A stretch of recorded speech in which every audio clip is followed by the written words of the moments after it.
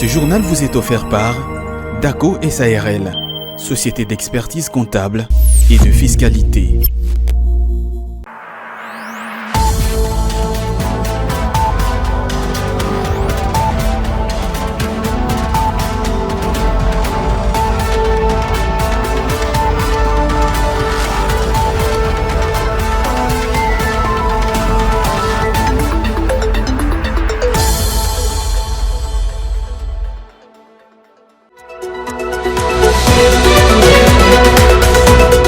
Présente au forum annuel sur les investissements à Abu Dhabi aux Émirats Arabes Unis, la chef du gouvernement congolais, Judith Suminwa, a échangé avec Stéphane Godechon, vice-président des bureaux Veritas, autour de deux projets structurants pour l'économie congolaise. Plus de détails dans ce journal. Les inondations à Kinshasa paralysent la distribution d'eau potable.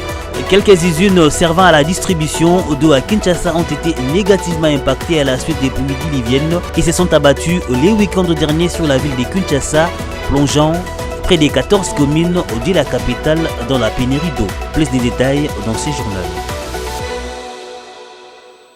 C'est le grand journal sur Ecofin Télévision. Bienvenue à tous.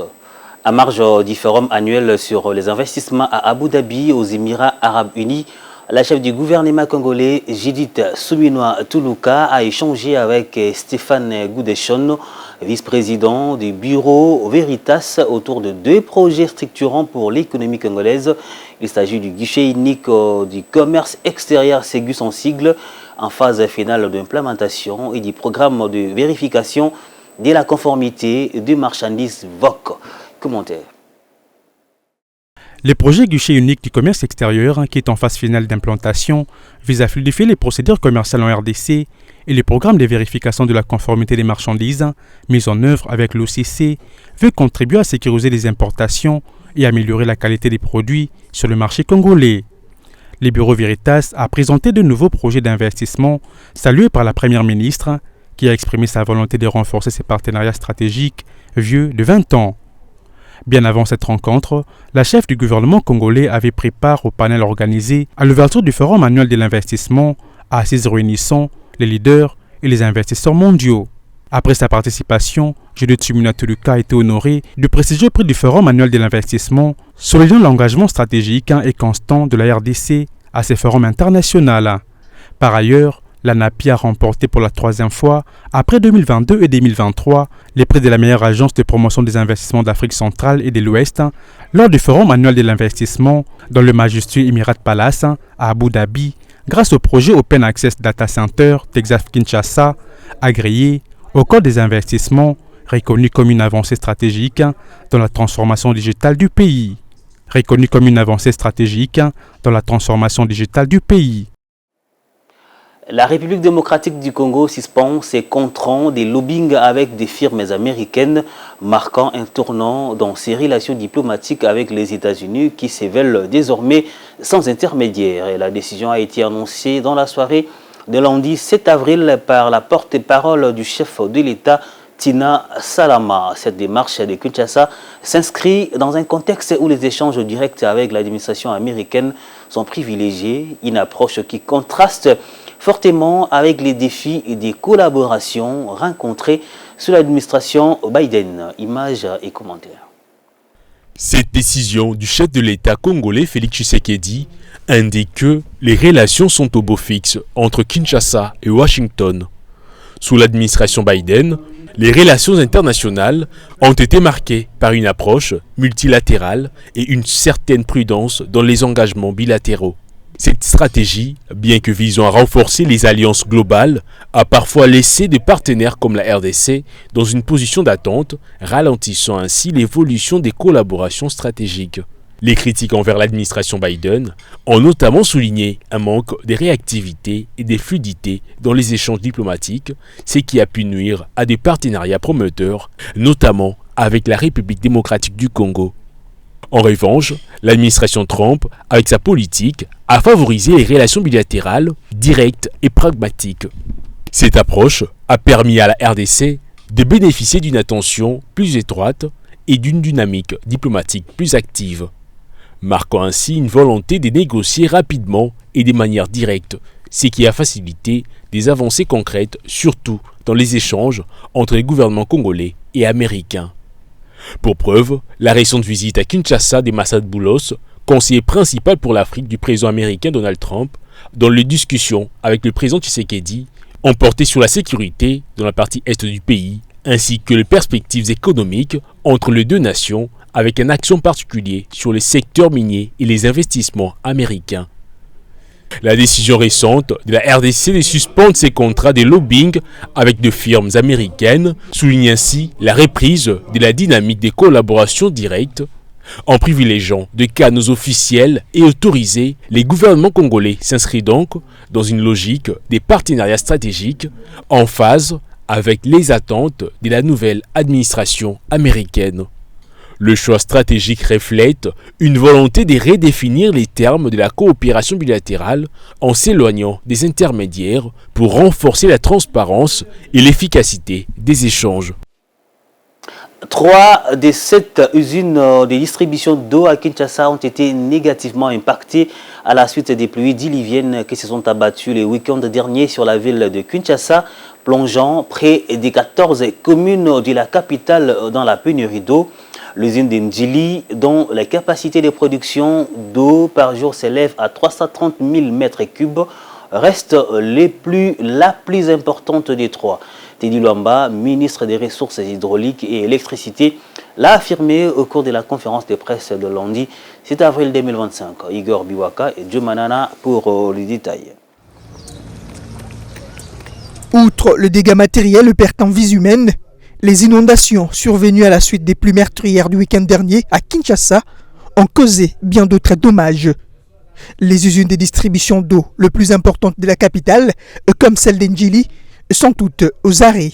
Le ministre des Ressources hydrauliques et électricité, Teddy Luamba, l'a reconnu au cours de cette conférence de presse. Sur les 7 usines de production d'eau dans la ville de Kinshasa, 3 ont été sensiblement impactées. Il s'agit de l'usine de Lemba Imbu, l'usine de Ndjili, ainsi que l'usine de la Lukaya.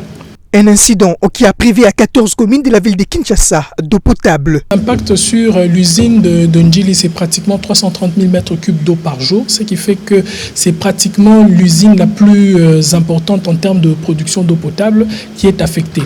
Et c'est pratiquement 14 communes qui sont affectées par ce problème. Toutefois, les mesures d'urgence, à l'instar de la mise à disposition des camions-citernes, ont été prises pour pallier tant soit peu à ces problèmes. Mais nous avons plus développé des réponses d'urgence, notamment par la mise à disposition des camions-citernes qui permettent de faire la ronde dans les 14 communes affectées et pouvoir desservir les populations en eau. Et ça reste des solutions d'urgence, mais nous avons fait aussi une concentration sur les sites sur lesquels on a placé les personnes affectées, notamment au stade du Tata Raphaël et au stade de Marty, où nous avons positionné des camions d'une capacité de pratiquement 20 m3 de capacité pour pouvoir essayer un peu de desservir en eau à toutes ces populations. Le ministre des Ressources hydrauliques a ainsi appelé à des réflexions structurelles profondes pour éviter à long terme toutes ces déviations et débordements dans les installations de traitement d'eau. À quand la deuxième phase du projet Kinshasa Zéro Trou, au devant les chevaliers de la plume, le ministre des Infrastructures et Travaux publics Alexis Guizao a été appelé au cours de cette même conférence de presse à répondre à cette préoccupation. Celui-ci a révélé que cette phase est à ce jour prise en charge par d'autres programmes en cours d'exécution dans la capitale. Regardez. Après l'exécution de la première phase du projet Kinshasa Zéro Trou et la deuxième en gestation, les nids des poules demeurent présents à travers les grandes artères de la capitale. Une préoccupation pour la presse et qui a tenu à avoir de l'éclairage auprès du ministre des ITP, Alexis Guizao, qui répond. La phase 2, aujourd'hui, est prise en charge par d'autres projets. Aujourd'hui, on parle du projet 3 communes. Aujourd'hui, on vous parle du projet 27 km de la ville de Kinshasa. On vous parle du projet Point Chaud. Donc, dans le cadre de ces projets amorcés qui prennent notamment en charge la deuxième phase de Kinshasa Zéro Trou, plusieurs artères de la ville revêtent à ce jour une nouvelle couche, révèle le ministre. Si vous allez à la Gombe aujourd'hui, vous allez remarquer qu'il y a beaucoup d'artères qui sont en train de revêtir une nouvelle couche. des couches de roulement. Par ailleurs, l'assainissement des égouts et voies des canalisations demeure un défi de taille dans la construction des routes à Kinshasa. Si vous réhabilitez la chaussée aujourd'hui, vous allez vous heurter à un problème d'assainissement. Parce qu'il faut gérer les eaux. Les eaux qui vont sortir de ce marché central, les eaux qui viennent un peu de toute cette contrée. Donc nous voulons cette fois-ci faire des travaux qui vont être des travaux qui vont durer et qui vont tenir compte de la nouvelle donne climatique que nous avons aujourd'hui, qui est le phénomène de ces pluies diluviennes que nous sommes en train d'observer dans la ville de Kinshasa. L'entretien des infrastructures routières et la construction d'autres à travers la ville reste ainsi une priorité. Apprenons à présent cette information. Les soins de santé de tous les sinistrés sont gratuitement pris en charge par les gouvernements. Cette révélation a été faite par le ministre de la Santé publique Samuel Roger Nkamba au cours d'un point de presse tenu le 7 avril, statuant entre autres sur des incidents engendrés par la pluie diluvienne du week-end dernier. Biwaka Igor. Après la pluie diluvienne qui s'est abattue sur la ville de Kinshasa et les inondations meurtrières enregistrées, le ministre de la Santé publique Samuel Roger Nkamba a échangé avec la presse. Une tragédie qui a touché à ces jours plus de 5000 familles, une trentaine de morts enregistrés, une vingtaine de cas hospitalisés. Des chiffres qui ne laissent guère indifférent le gouvernement congolais, lesquels, à en croire le numéro 1 du secteur sanitaire, s'activent déjà pour la prise en charge de toutes les victimes. Nous avons prévu pour 10 000 personnes la prise en charge médicale. La prise en charge alimentaire et d'eau, c'était pour 2 000 personnes. Et donc, ça, c'est ce qu'on a fait au niveau du premier site qu'on avait identifié hier et sur lequel on est intervenu hier. Sur les sites érigés pour les accueillir, tous les dispositifs ont été mis en place par le gouvernement et ses partenaires pour garantir de meilleures conditions de vie des populations. Au niveau du site maintenant qu'on a ouvert, du stade Raphaël, où nous sommes maintenant déjà en train de mettre le même dispositif médical et le même dispositif de prise en charge, nous ne demandons pas l'intervention des familles pour la prise en charge des personnes sinistrées. Au cours de ces mêmes points de presse, Samuel Roger Nkamba a également salué les progrès réalisés par l'exécutif national dans le cadre de son programme de couverture santé universelle, où à ce jour, plus de 1,7 million de femmes ont été bénéficiaires de la maternité gratuite. La route nationale numéro 1, principal axe routier reliant Kinshasa à la province du Congo central, endommagée à la suite de la dernière pluie diluvienne à hauteur de la localité de Kasangulu, est de nouveau praticable. Les travaux en urgence diligentés par l'agence congolaise des grands travaux avec ses partenaires chinois ont permis les soirs du lundi 7 avril à la mise en service des 2 bandes. C'est là en vue de rétablir les trafics sur cette voie importante sur les plans économiques. Reportage. Au 3e jour de la survenance de la nouvelle érosion endommageant la route nationale numéro 1 près de Kasangulu, le travaux en urgence diligenté par l'agence congolaise de grands travaux avec ses partenaires chinois ont permis la reprise du trafic sur les 2 bandes.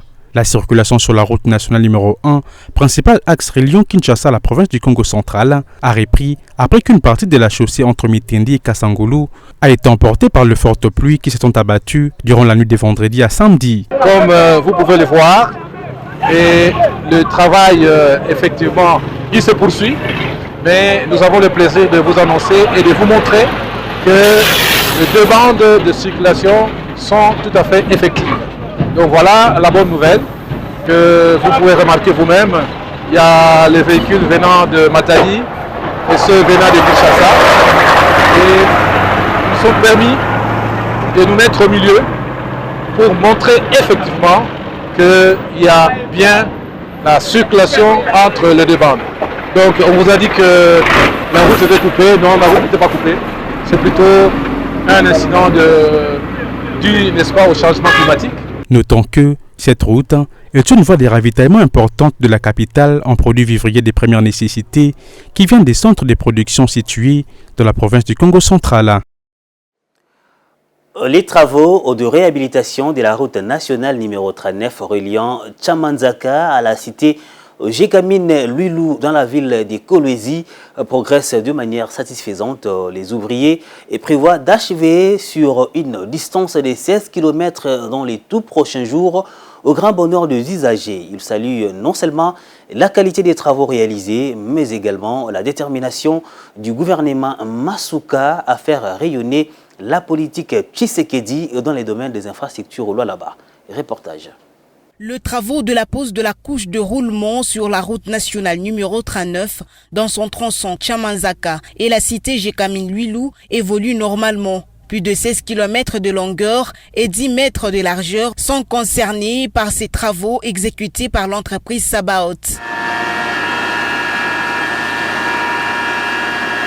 Plusieurs experts rencontrés sur les lieux ont apprécié la qualité de ces travaux qui se déroulent sur cette route, mettant ainsi fin au calvaire jadis vécu par les usagers qui empruntaient ces tronçons routiers.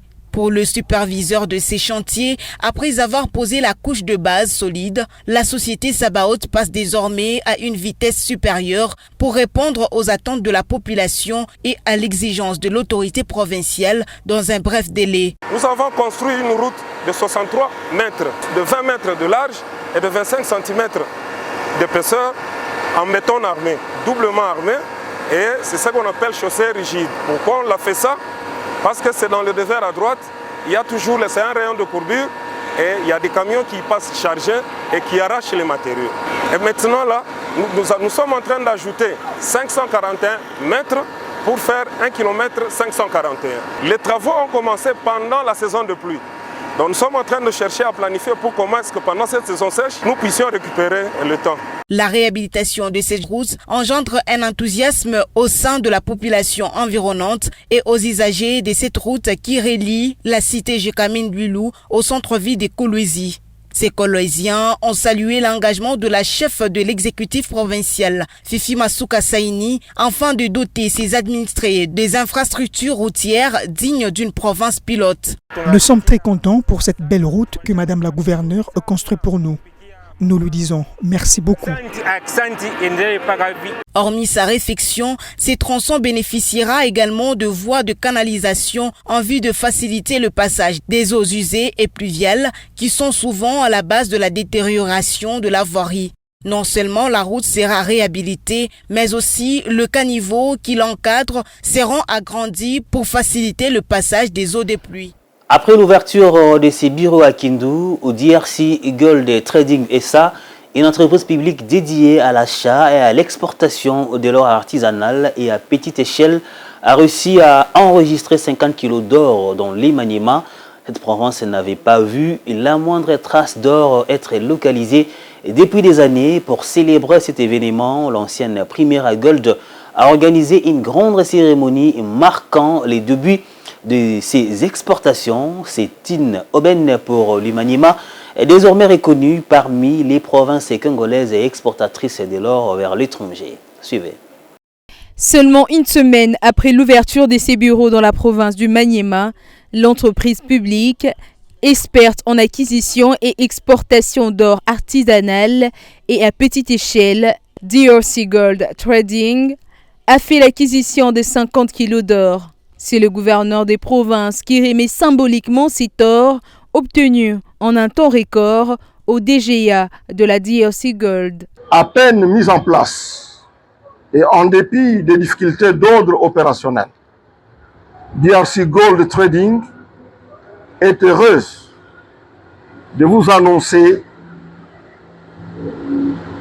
qu'il sera procédé ce jour à l'exportation via le circuit officiel de près de 50 kilos d'or répartis en 2 lots.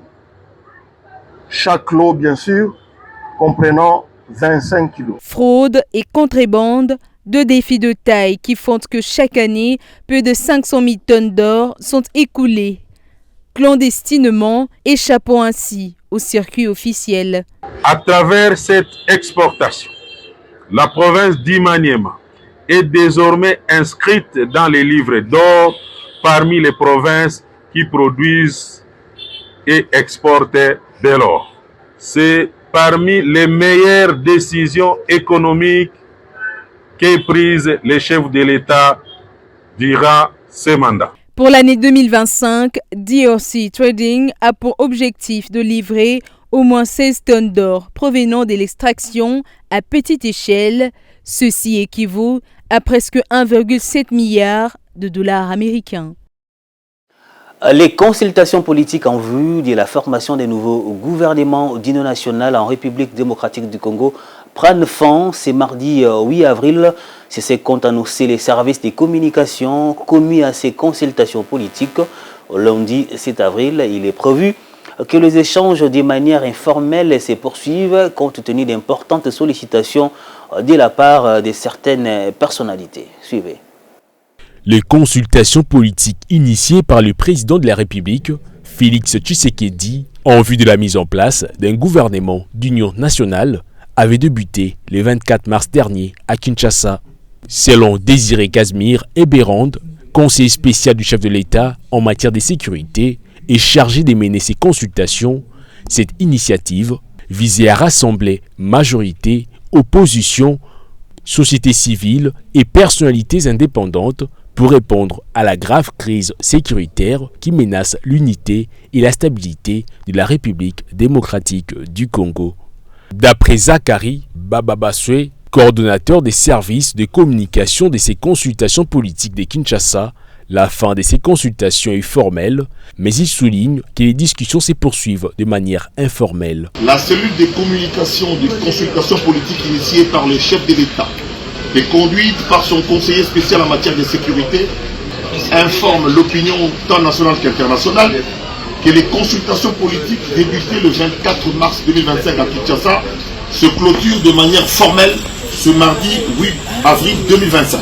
À ce stade, toutes les catégories sociales et politiques annoncées lors du point de presse du samedi 22 mars dernier au Salon Congo du Pullman Kinshasa ont été prises en compte, à savoir la majorité parlementaire et extra-parlementaire, l'opposition parlementaire et extra-parlementaire, les personnalités, les organisations de la société civile dans toute leur diversité, y compris celles de la diaspora. Toutefois, compte tenu d'importantes sollicitations des structures et personnalités, aussi bien de l'intérieur que de l'extérieur du pays, les échanges informels se poursuivent. Eberand Kolongele avait commencé ses consultations par la plateforme Union Sacrée de la Nation, famille politique de Félix Tshisekedi.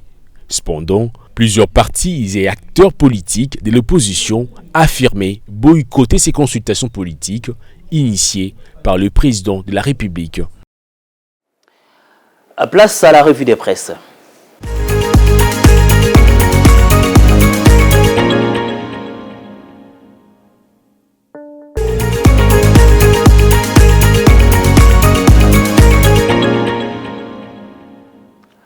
Avant de se quitter, prenons le rappel des titres. Présente au forum annuel sur les investissements à Abu Dhabi aux Émirats Arabes Unis, la chef du gouvernement congolais, Judith Suminwa, a échangé avec Stéphane Godechon, vice-président des bureaux Veritas, autour de deux projets structurants pour l'économie congolaise. Et vous l'avez suivi dans ce journal. Les inondations à Kinshasa paralysent la distribution d'eau potable. Quelques usines servant à la distribution d'eau à Kinshasa ont été négativement impactées à la suite des pluies diluviennes qui se sont abattues les week-ends derniers sur la ville de Kinshasa, plongeant près des 14 communes de la capitale dans la pénurie d'eau. Et vous l'avez suivi dans ce journal. Fin complète de cette édition du journal. Merci de votre attention. Restez sur Ecofin Télévision pour la suite de notre très cher programme. D'ici là, portez-vous bien.